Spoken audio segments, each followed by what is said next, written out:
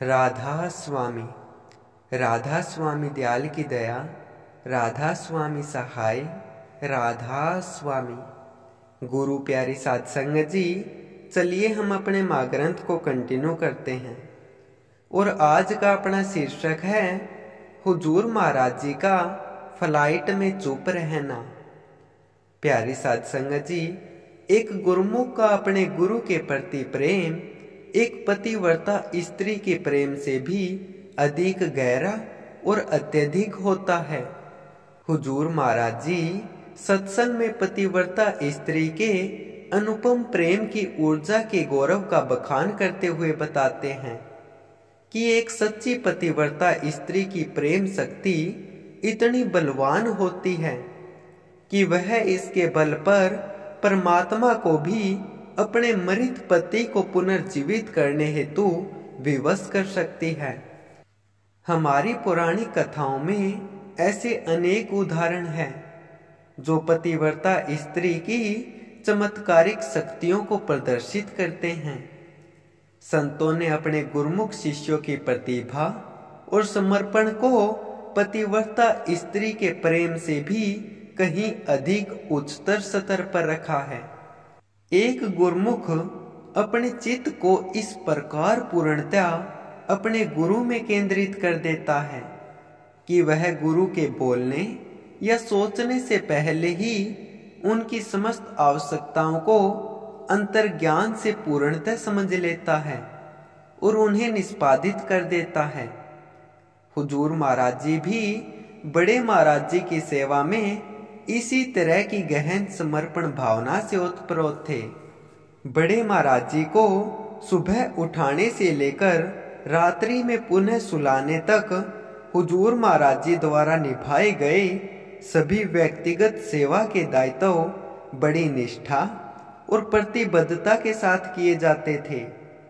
जिस दिन भी हुजूर साहब बड़े महाराज जी के पास नहीं होते, उन्हें कई दिक्कतों का सामना करना पड़ता था।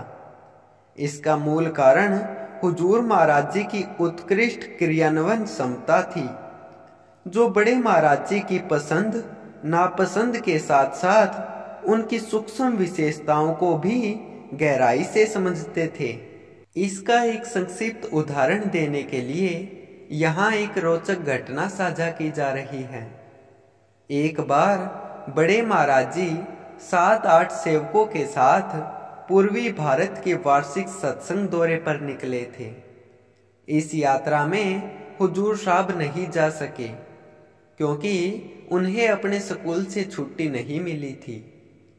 हुजूर साहब की अनुपस्थिति में बाकी सेवकों को बड़े महाराज जी की सारी निजी सेवाओं को संभालने का अवसर मिला। जिन सेवाओं को हुजूर साहब अकेले ही कर लेते थे, उन्हें अब सेवादारों ने आपस में बांट लिया।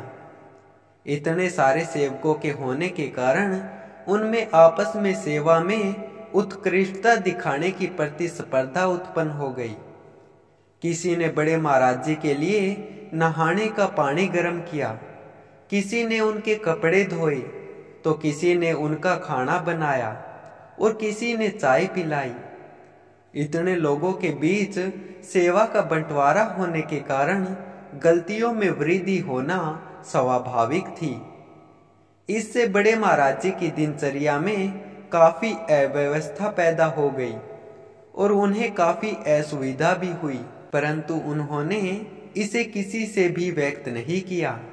इस बीच दिनोद आश्रम में रुके हुए हुजूर महाराज जी को हर दिन गुजारना कठिन लग रहा था और वे इस चिंता में डूबे रहते थे कि बड़े महाराज जी का उनकी अनुपस्थिति में कैसे ध्यान रखा जा रहा होगा। कुछ समय बाद हुजूर साहब ने स्कूल में पुनः अवकाश की अर्जी दाखिल की, जिसके चलते उन्हें आखिरकार छुट्टी मिल गई। वे बिना किसी देरी के तुरंत हवाई जहाज पकड़कर सीधे सिलीगुड़ी पहुंच गए। सिलीगुड़ी पहुंचकर हुजूर साहब ने देखा कि बड़े महाराज जी के साथ आए सेवादार भाइयों ने सेवाएं आपस में बांट ली है।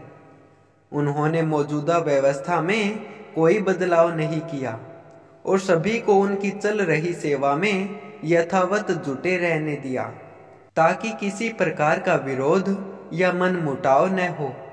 इस कारण हुजूर साहब पूरे दिन बड़े महाराज जी के दर्शनों का आनंद उठाते और उनके सत्संग कार्यक्रमों का संचालन करते। सत्संग यात्रा के समापन के बाद जब दिनोद वापसी का समय आया तो सिलीगुड़ी के सत्संग भाइयों ने बड़े महाराज जी और उनके साथ आए सेवादारों को बागडोगरा एयरपोर्ट पर विदाई दी। बड़े महाराज जी और अन्य भाइयों ने संगत को अलविदा कहा और अपने विमान में सीट पर बैठकर उड़ान की प्रतीक्षा करने लगे। विमान में बड़े महाराज जी और उनके साथ आए भाइयों की सीटें एक साथ थी, जबकि हुजूर साहब की सीट उनसे 2-3 लाइन पीछे अलग थी। सभी यात्री विमान के उड़ने की प्रतीक्षा कर रहे थे। तभी अचानक एक एयर होस्टेस हाथ में एक काला थैला लिए आगे आई और सवाल किया, यह खाने का टिफिन है जो संत ताराचंद जी के लिए उनके शिष्यों ने एयरपोर्ट से अभी अभी भेजा है। जिसका भी यह सामान है कृपया अपना हाथ उठाए। एयर होस्टेस की इस घोषणा के बाद बड़े महाराज जी के साथ बैठे सेवादार भाइयों ने तत्परता से हाथ उठाया और कहा, मैडम यह थैला महाराज जी का है, कृपया इसे हमें दे दे। उन्होंने टिफिन का थैला एयर होस्टेस से लेकर अपने पास रख लिया। हुजूर साहब पीछे बैठे इन सभी गतिविधियों को ध्यानपूर्वक देख रहे थे। विमान के उड़ान भरने के कुछ देर बाद जब जलपान वितरण की घोषणा हुई और एयर होस्टेस ने खाने के पैकेट परोसना शुरू किया, तब बड़े महाराज जी के साथ बैठे सेवादार भाइयों ने चर्चा की और सुझाव दिया कि महाराज जी को वो टिफिन खिलाया जाए जो सत्संगी ने भेजा था, न कि विमान में परोसा जा रहा बाहरी खाना। इस पर सभी सहमत हुए और उन्होंने बड़े महाराज जी के सामने वही टिफिन का खाना परोस दिया। जैसे ही बड़े महाराज जी टिफिन से निवाला लेने वाले थे, उसी वक्त चुपचाप पीछे बैठे हुजूर साहब उठकर सामने आ गए और बड़े महाराज जी से विनम्रता पूर्वक कहा, महाराज जी कृपया यह टिफिन का प्रसाद न खाएं। फ्लाइट में जो खाना एयर होस्टेस बांट रही है वही लीजिए। इस पर साथ बैठे सेवादारों ने हुजूर साहब से आपत्ति जताई और पूछा कि उन्हें टिफिन से क्या समस्या है। हुजूर साहब ने कड़क आवाज में पूछा, क्या आपको पता है कि यह डिब्बा किसने भेजा है? क्या आपको पता है इस प्रसाद को किसने बनाया है? क्या आपको यकीन है कि इसमें कुछ संदिग्ध नहीं मिलाया गया? यदि आपको विश्वास है कि यह विश्वसनीय स्रोत से आया है, तब भी क्या आप जानते हैं कि इसमें प्रयोग किए गए आटा, तेल, मसाले और अन्य सामग्री बड़े महाराज जी के अनुकूल है या नहीं? आपने एक अनजान एयर होस्टेस की घोषणा सुनी और मान लिया कि यह थैला किसी सत्संगी ने भेजा है। आपने यह भी नहीं पूछा कि जिस व्यक्ति ने यह थैला दिया उसका नाम क्या है। मैं आश्चर्यचकित हूं कि आपने बिना किसी पूछताछ के महाराज जी को यह खाना कैसे परोस दिया। हुजूर साहब की तेज तर्रार और सटीक निरीक्षण पर आधारित बातों को सुनकर साथ बैठे सेवादार भाइयों में से किसी के पास भी कोई उत्तर नहीं था, न ही उनमें हिम्मत बची थी कि वे हुजूर साहब को कोई जवाब दे सके।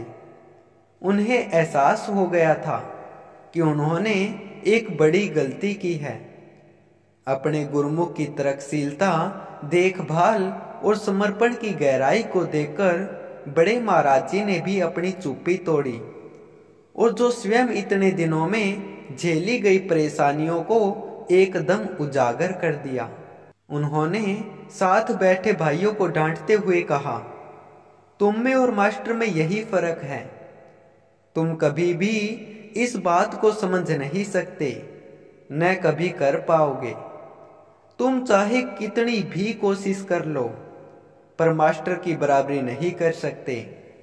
इसलिए मैं अपने सारे काम उसे सौंपकर निश्चिंत हो जाता हूं। जिस प्रकार एक माँ अपने शिशु की देखभाल करती है, बिना किसी लापरवाही के सारे कष्ट सहती है, ठीक उसी तरह से हुजूर साहब भी बड़े महाराज जी से अत्यंत घनिष्ठ प्रेम करते थे और पूरी परिपूर्णता से उनकी संभाल करते थे।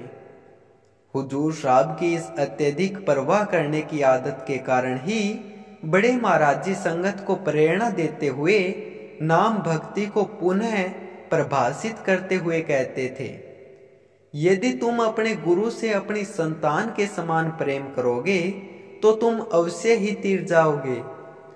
प्यारी साध संगत जी, कल फिर यहीं से हम अपने महाग्रंथ को कंटिन्यू करेंगे। तब तक आप सभी को प्यार भरी राधा स्वामी जी।